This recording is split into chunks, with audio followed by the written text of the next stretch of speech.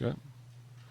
Well, we're getting ready for our rivalry game, so it's a big game for all of us. I think our team will have a good week of practice. We'll get our guys ready to go, and sometimes when you face a loss, it's not very fun. You just learn from it quickly and pick up the pieces and move on. So that's what we're going to do, and try to come out and play as well as we can on Saturday morning.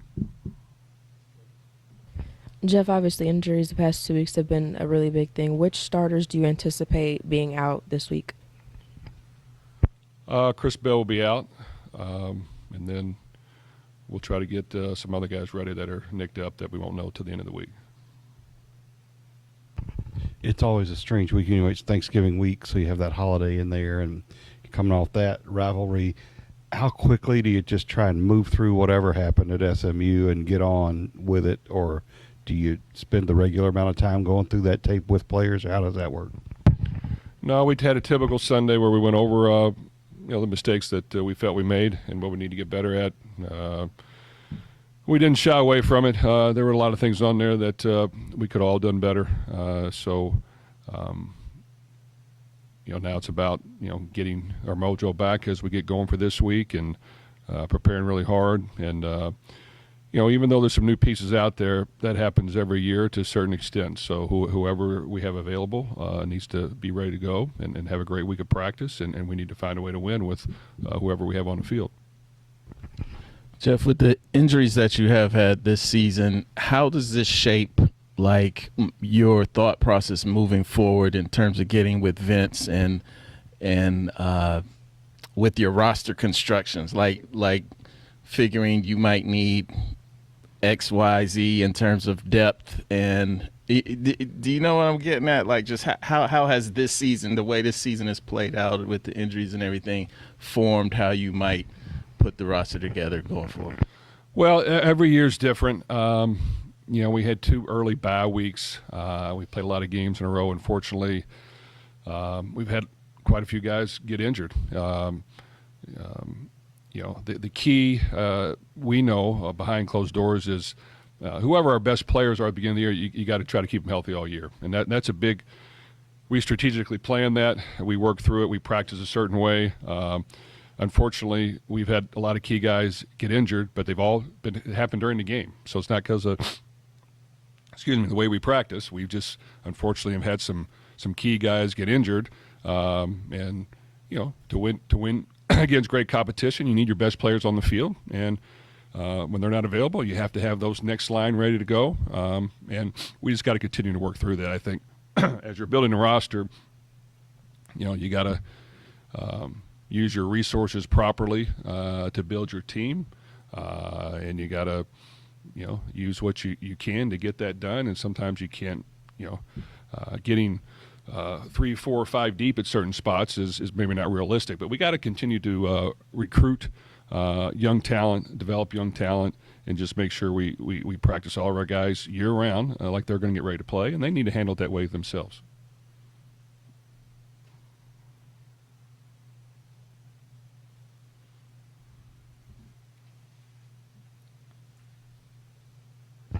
Jeff, what is the morale of the team? You have the losing streak going on. You've had so many injuries. Just what is the morale of the team, and how much could a win Saturday change all of that? Well, anytime you lose, it's not fun. Excuse me. And especially when you lose a couple in a row, it's not fun, and it's not supposed to be. At this time last year, we had the same record that we have right now, and it's what you do with the games ahead of you. So we've got a good Kentucky team coming in that's won 3 of their last 4, that's playing well. They'll get a chance to play in front of our home fans and show what we're made of, and show how we can bounce back. And then you progress to the postseason play, and you try to put your best performance together there and finish the season strong. So it's up to us right now, how we handle that and how we move forward. But I expect our guys to practice well and play well. Jeff, can you talk about Kentucky and what you see specifically offensively with what they've done over the course of the last month or so, and maybe what's different? Well, you can tell that Cutter Boley is playing very well. He's playing confident. He's definitely got his feet in the ground, knowing what he's doing. He's got some mobility. He can spread the ball around. He can see the field, and really the offense runs through him. So he's somebody that we got to do a good job of, and make sure that we disguise some things, put pressure on him, get after the quarterback. All those things have to happen. I think for us, we need our defense to defend him well, and we need our offense to step up and score points.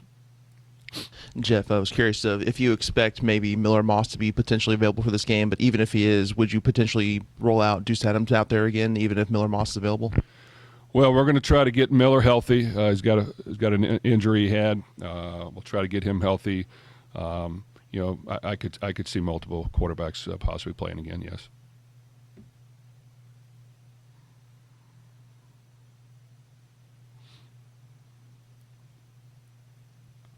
Jeff, when you go through so many injuries, as you talk about, how do you?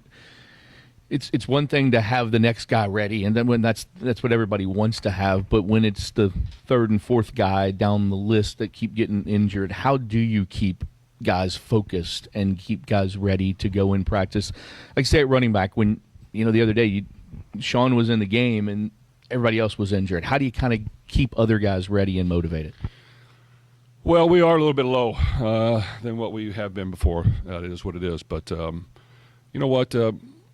Whoever's available and able to practice this week, we gotta practice, and we got to put in the work, and we got to work at it, and we got to put a plan together that utilizes our weapons as well as we can, and then we've got to be aggressive in how we attack. I think we're at a point where playing conservative, controlling the ball, playing good defense. We may need to crank that up a little bit and take some more chances and just allow these guys to go play. It just feels like when you get in a situation, there's just no margin for error. If you have to settle for a field goal in the red zone, it's bad. And you didn't have that many penalties Saturday, but every one hurt you in some way. How much pressure does it put the guys that are just playing under that they there's no Isaac Brown to kind of make something look better or something like that? Well, creating big plays and quick strikes is important to winning a game. We have not been able to do that, and I think we have to figure out a way to come up with something to get us some easier touchdowns where we don't have to have long, sustained drives. At the same time, when we do, we've got to execute on third down. We can't have key penalties. Those things set you back, unfortunately. And then we have had some untimely things happen to us that have set us back and put us in a hole. So we got to dig ourselves out of it.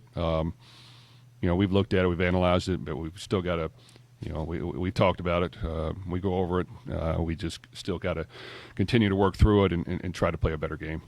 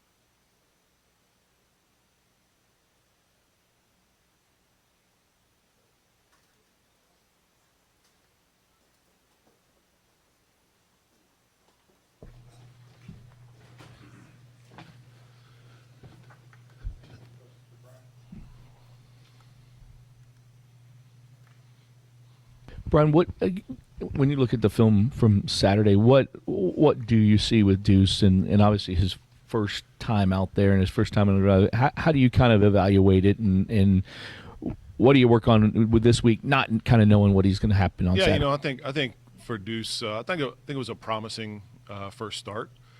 He did some things that you can build on. Coming in as a redshirt freshman, your first real live action. He hasn't got a ton of action up to that point. I thought he was composed. I thought he handled the offense well. Thought he got in and out of the huddle. Made a couple big time throws. The corner out to Collins and down the sideline to Bell. Didn't make any major mistakes. There were a few plays, as you're going to have in every game, where would like to seen him pull the ball on a seam or on a skinny post, maybe one high throw. But I thought overall it was a good first start for him, something to build on. Obviously, the game, the way it played out, they were holding the ball on offense, continuing their drives, and a lot of it came down to third downs. They converted on third downs, and we didn't. So they kept the ball longer and scored points, and our drive stalled out. But so you would like the game to have played out better and got them in more situations.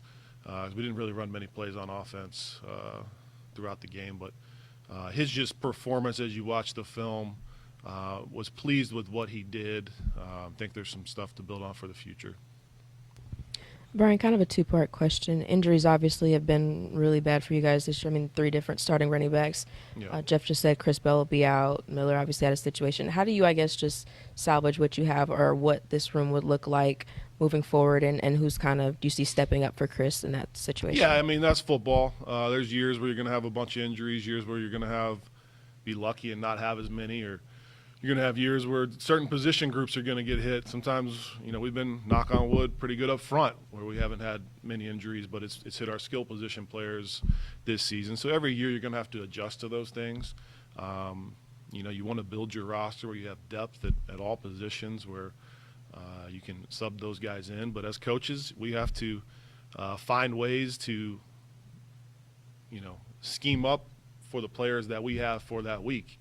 And whatever it takes to get it done. So, we're always adjusting. We're always trying to be innovative, try to do new things. But you're always going to have to see what personnel you have available that week and build the game plan around those players. So, week to week, that can mean different things.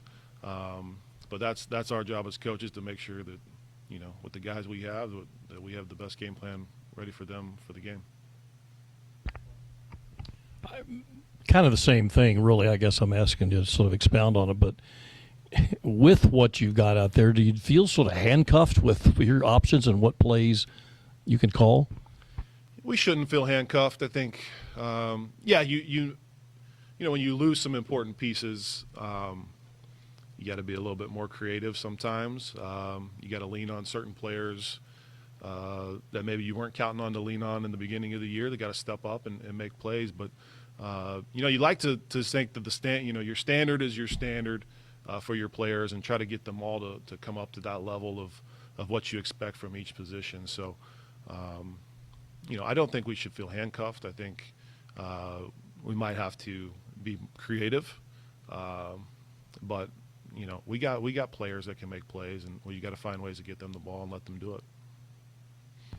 I think a lot goes into this question because, passing production from October to September, October, November has kind of gone down. And some of that you change the way you play. If Isaac's healthy, you're not going to maybe throw for as many yards. But what's been your assessment in the last month of the passing game?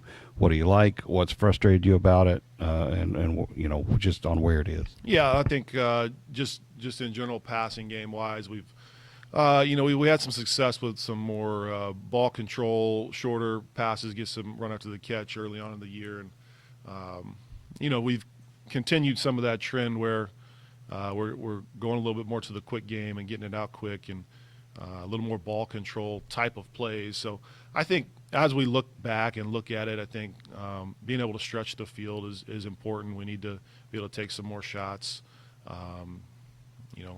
Both calling the shots and the quarterbacks being more aggressive to take those shots. to get the ball down the field. But you know, as you look at, obviously this past week we had 100 yards passing. That's going to bring the number way down. But I think just being a little bit more aggressive in the pass game as we look forward to make sure we're taking those chances and those shots down the field to get some more big plays. We've really been, just in general this past month, pretty low on the explosive play meter, whether it's run game or pass game, and we just got to find a way to generate more big plays.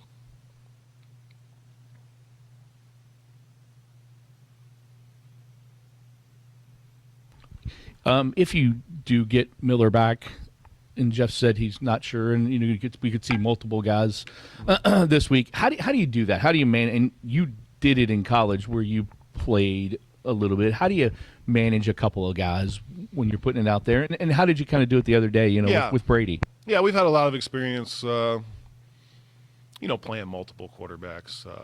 I think in general, you would like to always be where you have your guy and he's the guy, and we're going with one quarterback the whole time. But we've done it in the past quite a bit. I think he's talked back to when Jeff played for Howard Schnellenberger.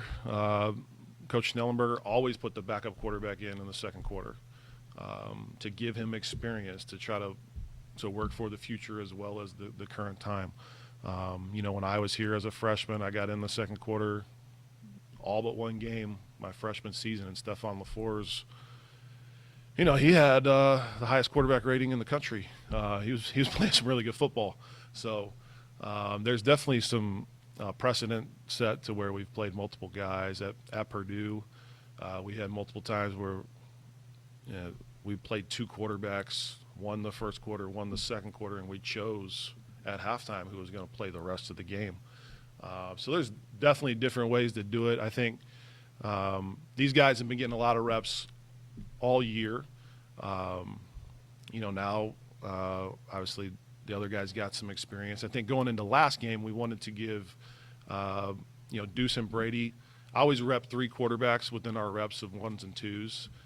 So they've been getting equal reps. They've been competing for that backup spot pretty much every single day.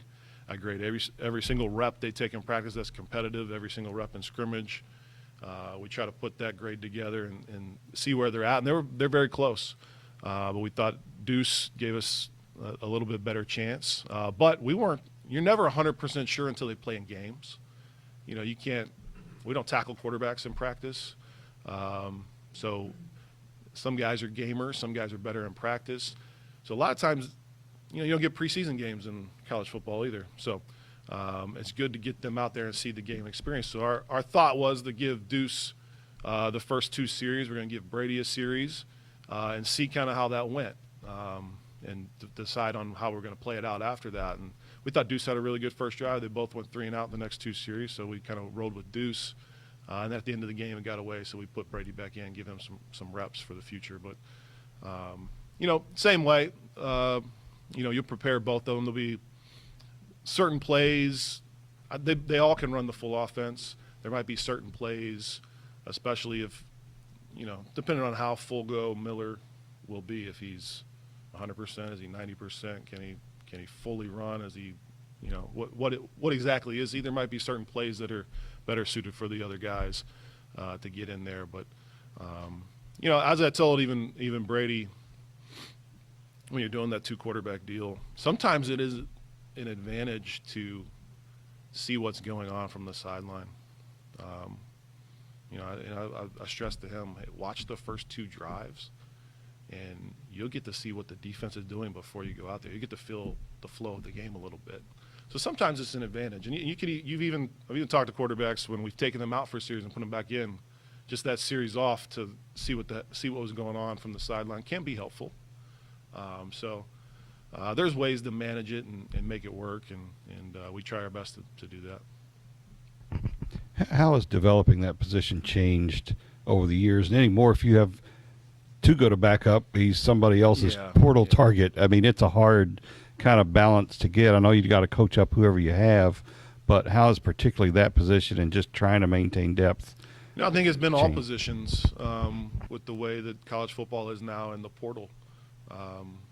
You know, you're always trying to make the strongest roster you can at the beginning of the season. So, number one, we're reaching into the portal to get guys, and A lot of times it's veteran guys that have played, and number two, there's guys on your roster that are going to get in the portal and leave that you've been developing, that all of a sudden that development goes to another program.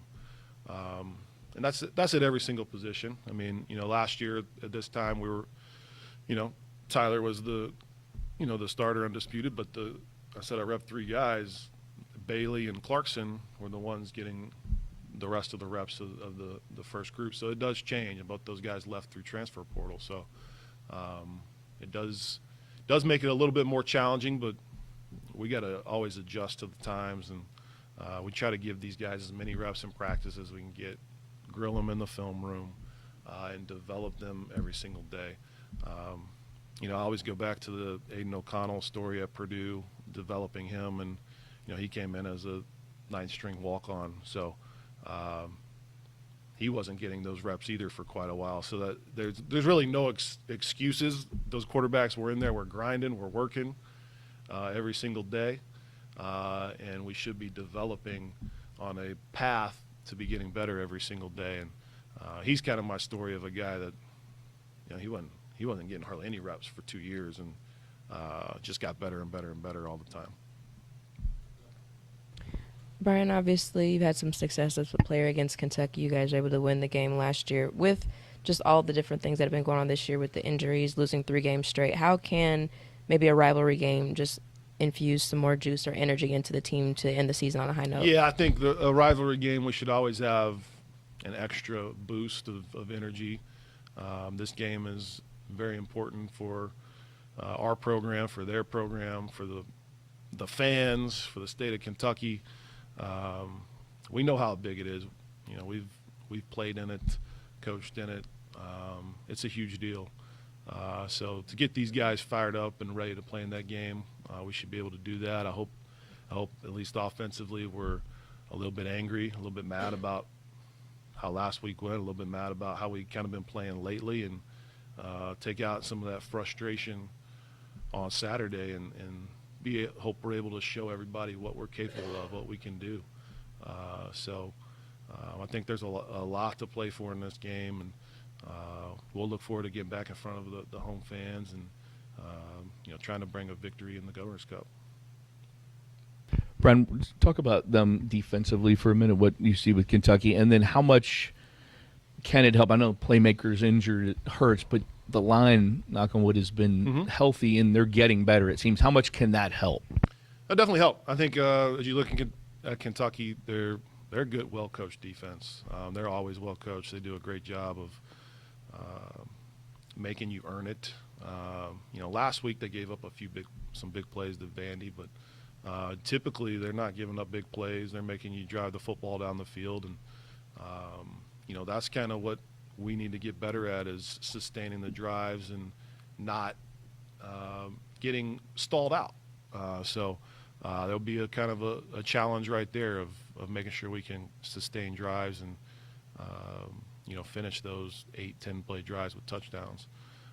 But they're a good defense. Now they have some injuries as well, so I think both sides, you got some backups that are going to be in there playing, but we'll be testing the depth of our offense. They'll be testing some of the depth of their defense. But I think when you look on film, they play hard. They're playing hard, and they're doing a pretty good job. Last week they also gave a lot of points, and I'm sure they're going to be a little bit mad, a little bit angry, and want to show everybody what they can do. So it should be a good challenge. Yep.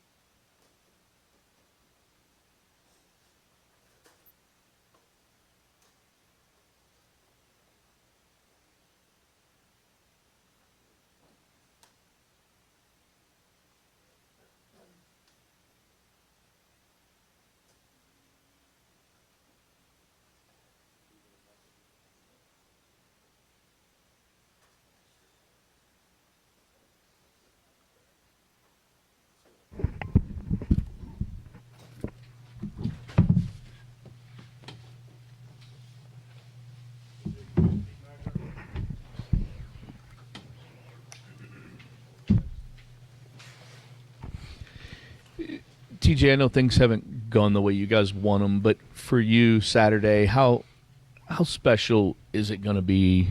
Your family, I assume, and being senior day and everything you've been through, all the good times and ups and downs that you've had here. It's gonna be real special, you know. I've been here 5 years, and you know, it's been good. I'm just excited to see, you know, how we finish this thing. You know, that's just what I'm telling the guys. Like, you gotta end it on the right note, and you know, do this for, you know, us, the seniors, and everybody that's behind us.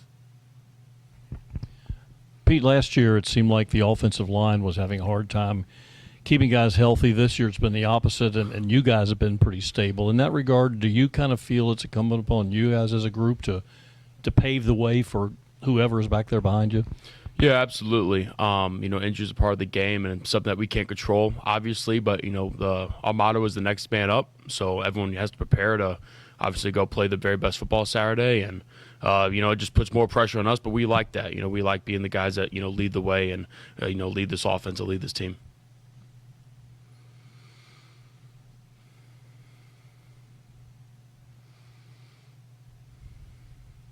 Just for both of you, I know there's a lot of injuries, but this game has always been weird. I mean, we saw Lamar come in at quarterback and they lose. They have a backup quarterback and Louisville wins. It's one of those anything can happen deals. What's the mood of this group despite all the adversity that you've had lately going into this? Yeah, I feel like, you know, we're just getting ready. We feel like this is, you know, another opportunity to go out there on the field. And, you know, it's a rivalry week. And we just feel like, you know, if you can't get up for this game, then, like, you really show me playing ball. So I feel like everybody just getting ready to go out there and win. Yeah, it's just it's pretty simple. Just beat Kentucky. Find a way to beat Kentucky. When there's a will, there's a way. And anything we're going to do to win this game Saturday, we're going to make sure it gets done. TJ, so many guys on offense are injured and out. A lot of guys on defense who are injured but continue to try to keep playing, maybe not out of the game. How much do you as a defense take it upon yourself? Like, okay, we have to do a little extra. We got to do a little bit more, you know, maybe in these games. Yeah, we just feel like as a defense that if it ever, you know, had it come down to that, we can win the game on defense. And we feel like that, you know, going in this week, no matter what has going on the offense or who they may or may not have, like, we feel like every time we step on the field that we got to show what we can do. And, you know, we just got to play complementary football. And, you know, offense is going to help us out. We're going to help them out. So we just got to play as a team. Pete, obviously Deuce got the start on Saturday. It just seemed like he ran a little more. Is there much of a difference in your opinion blocking for a more mobile quarterback like Deuce or versus Miller? I guess just do you notice any difference in the two? Not really. You know, we just have to go execute the play that's called. Obviously with Deuce, you know, we might try to, you know, do a little more QB run stuff and everything like that. You know, just given his skill set, but we just got to go execute the play to the best of our ability.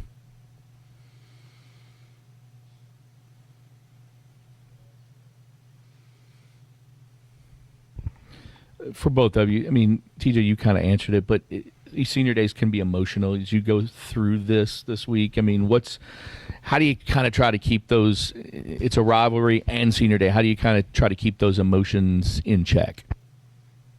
For me, I just feel like that this is the reason that you know, we came here to play ball. So, you know, we're gonna feel good about, you know, senior night and being see our family and stuff. But at the end of the day, you know, we came here to win the game, and I feel like that's just the message that, you know, go win the game. Yeah, we're blessed to be able to play this game, and you know, one of the, I guess, caveats, if you will, about this game is you never know when your last snap's going to be. It's a very physical game, and so obviously you treat every game, right, you know, as an opportunity. And obviously we have a mission to go, you know, complete the Saturday, beat Kentucky. So, you know, maybe some of the emotions will come out after the game, but our team's pretty focused on getting a job done.